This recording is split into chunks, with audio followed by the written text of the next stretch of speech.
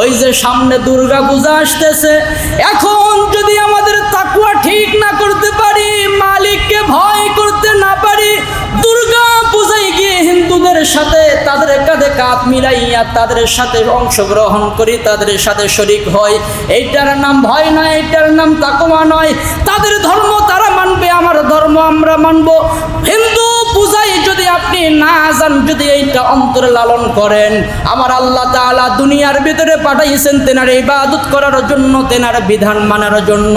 আমি হিন্দুর পূজায় যাব না, কারণ তারা তো আমার ঈদে আসে না, তারা তো আমার নামাজে আসে না, তারা তো আমাদের ধর্মীয় অনুষ্ঠানে আসে না, তাদের ধর্ম ভিন্ন, আমার ধর্ম ভিন্ন। এরকম যদি অন্তরের ভিতরে মুজাহাদা কইরা মালিকের কাছে বলতে পারেন আর দোয়া করতে পারেন, মালিক হয়তোবা এইটার ওসিলা করিয়া আমারে আপনারে জান্নাতের মেহমান বানায়া দেবে। এজন্য সামনে দুর্গা পূজা যাইবেন না, অন্তরের ভিতরে আল্লাহর ভয় লালন করবেন না। যাইবেন, যাওয়া যাবে, কারণ ওইটা ওদের ধর্ম, এইটা আমাদের। যদি যান, বলেন কোন হিন্দু আজকে আমাদের মসজিদে আসছে? আমাদের সামনে ঈদ আছে, ঈদে আসবে? আমাদের যে ধর্মীয় অনুষ্ঠানগুলো আছে, তারা আমাদের ধর্মীয় অনুষ্ঠানে কখনো আসবে? বলেন না, তাদেরটা তারা করুক, বাধা নাই, কিন্তু আমাদেরটায় আমরা করব, আমরা তাদেরটায় যাব না। বলে কেন? ওইটা শিরিক, বিদআত, শিরিক। যে শিরিক করলে পৃথিবীর সমস্ত গুনাহ আল্লাহ তাআলা মাফ করে দেয়, পরিপূর্ণ খাঁটি তওবা না করা পর্যন্ত আল্লাহ তাআলা শিরিকের গুনাহ মাফ।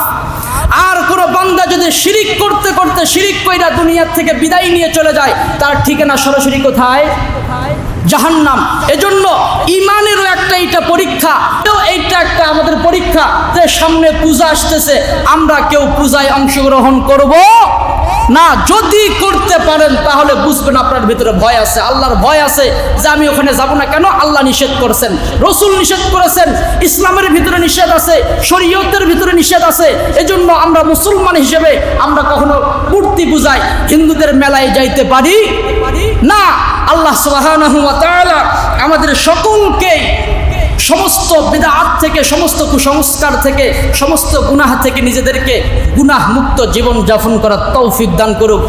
আর যে কথাগুলো বলা হলো, আল্লাহ সুবহানাহু ওয়া তাআলা আমাদের সকলকেই আল্লাহর ভয় আমাদের অন্তরে লালন করার তৌফিক দান করুক।